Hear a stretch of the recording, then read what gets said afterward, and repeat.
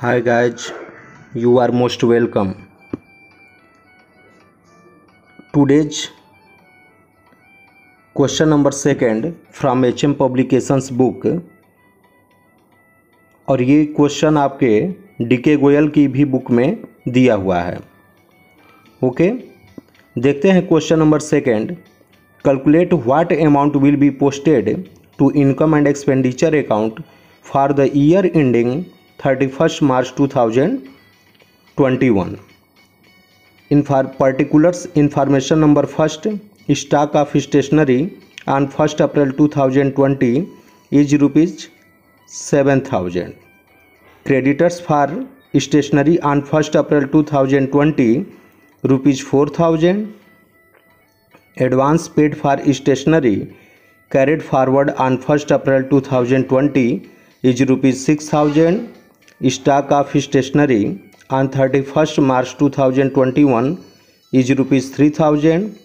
Creditors for stationery on 31st March 2021 rupees 8,000.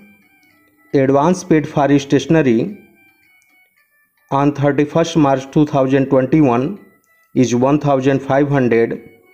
Amount paid for stationery during 2020 and 21 rupees 42,000। इसके आधार पे आपको ये शो करना है कि कौन सी आइटम को इनकम एंड एक्सपेंडिचर अकाउंट में शो करना है। ओके, देखते हैं इसको व्हाइट बोर्ड पे। Again you are most welcome. Hi students, you are most welcome.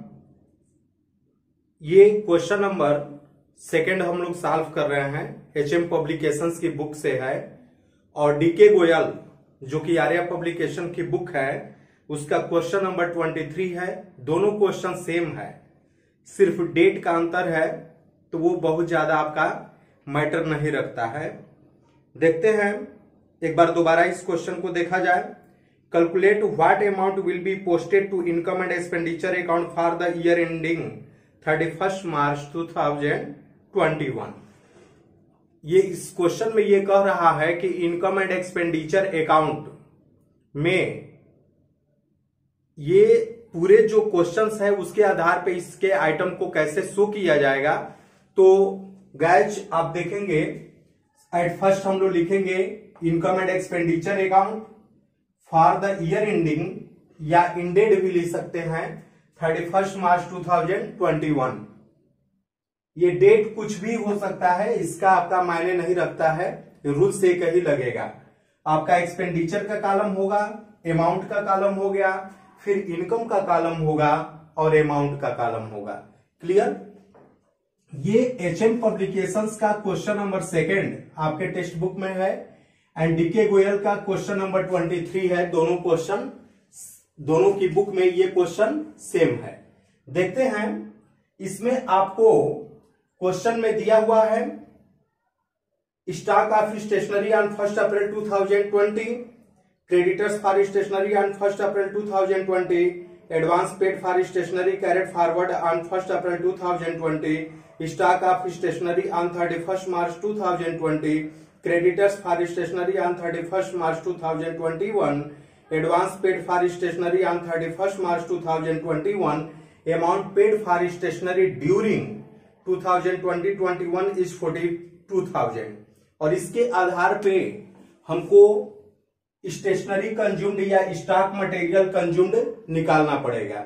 Okay, तो इस क्वेश्चन में जो भी आपके क्रेडिटर्स हो, ओपनिंग क्रेडिटर्स हो या क्लोजिंग क्रेडिटर्स हो या कोई भी एडवांस की अमाउंट दिया हुआ है या क्लोजिंग वैल्यू दिया हुआ है, तो इसके आधार पे ये जितने भी आइटम्स दिए हुए हैं ये स्टेशनरी से ही रिलेटेड है।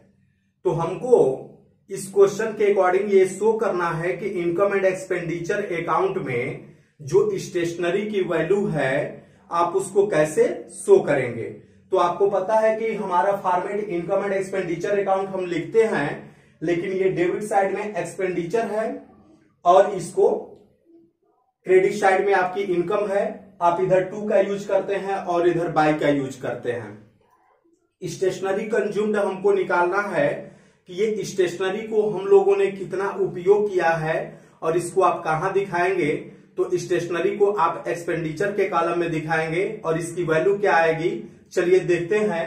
कि सबसे पहले लिखेंगे to stationery consumed. Okay, stationery consumed में सबसे आप देखेंगे एंड ऑफ द क्वेश्चन लिखा हुआ है amount paid for stationery during 2020 and 21, मतलब 2020-21 के बीच में स्टेशनरी परचेज करने के लिए जो अमाउंट पेड किया गया है वो ₹42,000 किया गया है।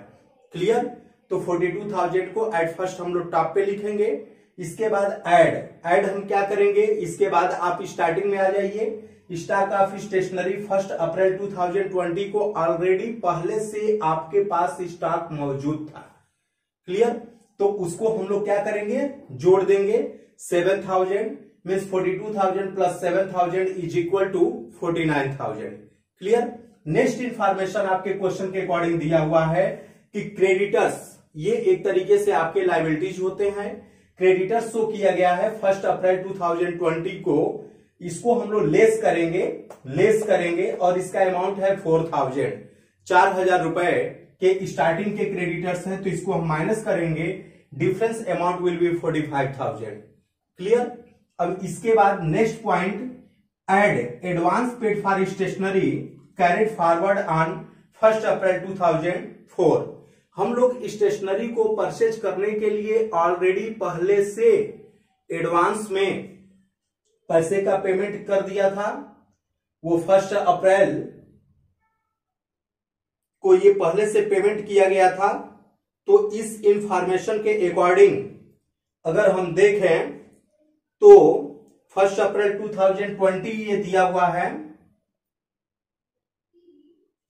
को जब पेमेंट किया गया है, तो इसको ऐड कर लेंगे। 45,000 plus 6,000 is equal to 51,000। Clear, अब इसमें हम लोग क्या करेंगे, इसके बाद की आपकी इंफॉर्मेशन टेक्स्ट बुक में दिया हुआ है creditors for stationery, stock of stationery on 31 March 2021। तो स्टॉक ये साल के अंत में आपका बचा हुआ सामान है, तो आप इसको क्या करेंगे, लेस कर देंगे, माइनस कर देंगे।